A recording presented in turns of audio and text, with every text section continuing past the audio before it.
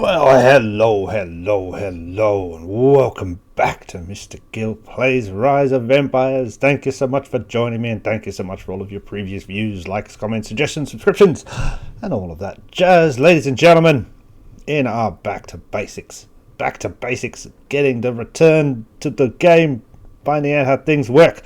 Today we're going to be talking about food. Now, obviously, a lot of you out there are going to go, Mr. Gill, I know everything about food, and that's fantastic. This video is not for you. If you're just starting out in this game and you don't really understand how the food works, here's how it works. Basically, food is a resource item in the game that is needed to upgrade buildings, to complete research, to upkeep your troops, so, feed your troops, and also to grow your population. So, most buildings will require you to have food to upgrade, except for that building, which I clicked on just then. That's annoying. Most buildings will require food, there we go, in order to be upgraded. So you need to maintain a healthy supply of food indeed. Most research will require food in order to be completed. If you click on a saw, like a saw, we see we need food in order to complete there. Upkeeping troops. Your troops, the amount of troops you have, will need food in order to kind of survive. If you do not have the food, those troops will no longer be mobilized, I think, basically. And then your population growth, which happens at the tavern. Now you can see here, this little green circle up here, we have a 22,000 population max because they are all fed. If the tavern runs dry, your population will drop. If the population drops, you will not be producing at 100% efficiency. If you're not producing at 100% efficiency, you will have less resources in order to do all of those things we just talked about, upgrading and researching, etc., etc. So keeping your tavern stocked full of food is important. In that it keeps your population levels high. There are certain points in the game where you do not need to do this. However, I would suggest early game that you keep your tavern relatively well stocked so your population is high. There are also things like if you want to build particular buildings, they will have population limits placed on them. You will not be able to build those buildings until you have a population of a certain level. For example, I believe I cannot upgrade this tavern until I have a population of 27,000, so therefore I need to upgrade my houses. Once I've upgraded my houses, that increases the maximum amount of population I can have. That will then, if I keep my tavern full, increase this population. So food is super important in that part. Where does food come from? Food is available in a variety of ways. The main one is the farm. So you are able to build farms within your castle walls. These farms will produce a certain amount of food per hour. The amount of food that can be got from these farms can be increased by using rapid production. Now, rapid production is something that you can do once per day, which will massively increase the amount of food you get. Just think of it as like a speed up for food. If you are in the farmer class, and I kind of do recommend being the farmer class for the first few levels, you can also do what is called bountiful harvest, which is over here at the farmers guild.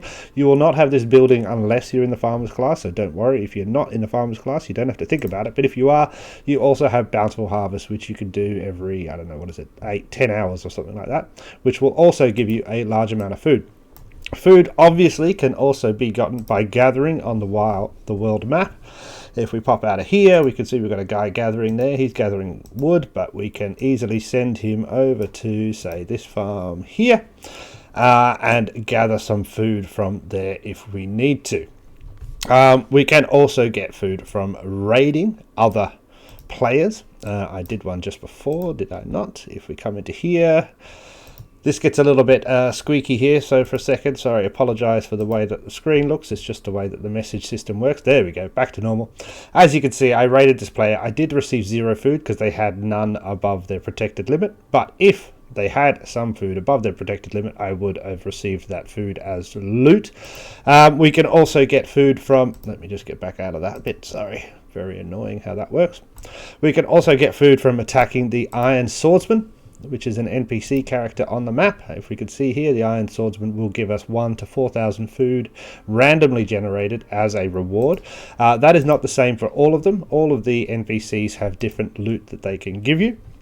And then obviously we can get a lot of food from particular hourly, daily or main events. If we click down here, we can see there are the main events here. Some of these will definitely give us food as a reward, and then there are the daily tasks.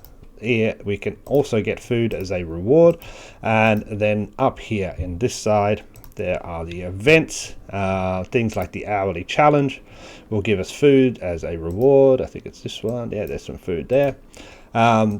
And then there are the events themselves. So things like the Dragon Relic, Area Cleansing. I believe Area Cleansing doesn't give you food, but there are definitely events that do, in the weeklies and the dailies, etc., etc. Another way we can get the food is through dragon exploration. If we click on the dragon here and we go explore, we can see here if we are successful in exploring, we will receive food as a result of that. That is pretty much all the ways I can think of that you can get food on the map. Yeah, let me know if you can think of any others. I guess you can get them from bandits. If you click on Laka here, you'll see the dragon will come over and destroy this little bandit man. Bam. Okay, that time we got wood, but I do believe it is random. You can get food.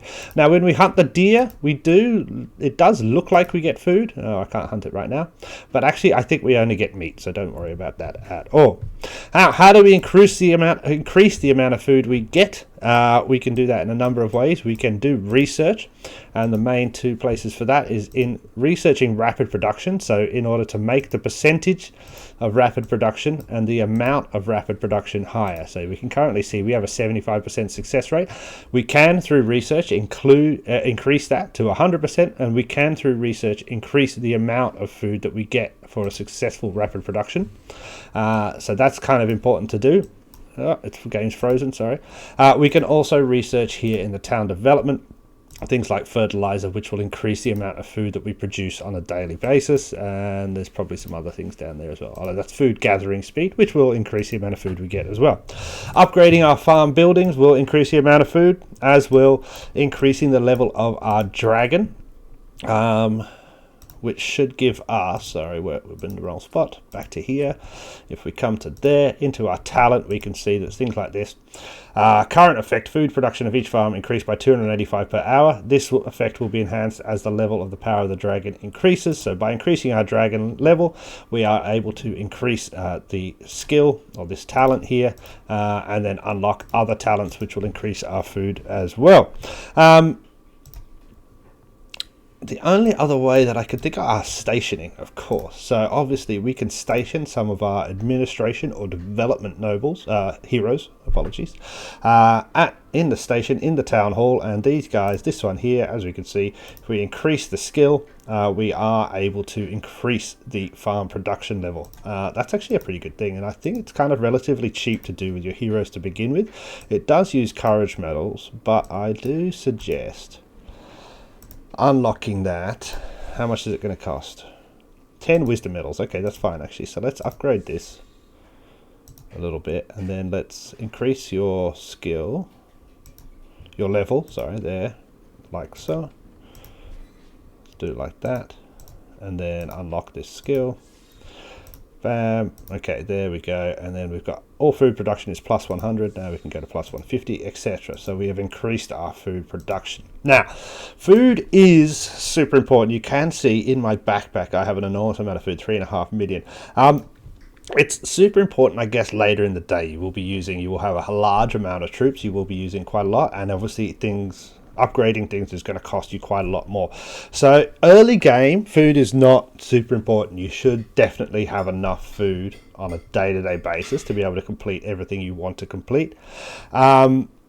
However, later on it is important. So I do suggest that you explore all those things we've just talked about and make sure that you are maximizing the amount of food production you're getting in order later in the game to not have any hassles with a lack of food or a need for food. I hope that helped you. If you have any questions about food, how to get it, where to get it, what to do with it, let me know down below. Otherwise, I'll catch you in the next one. Bye!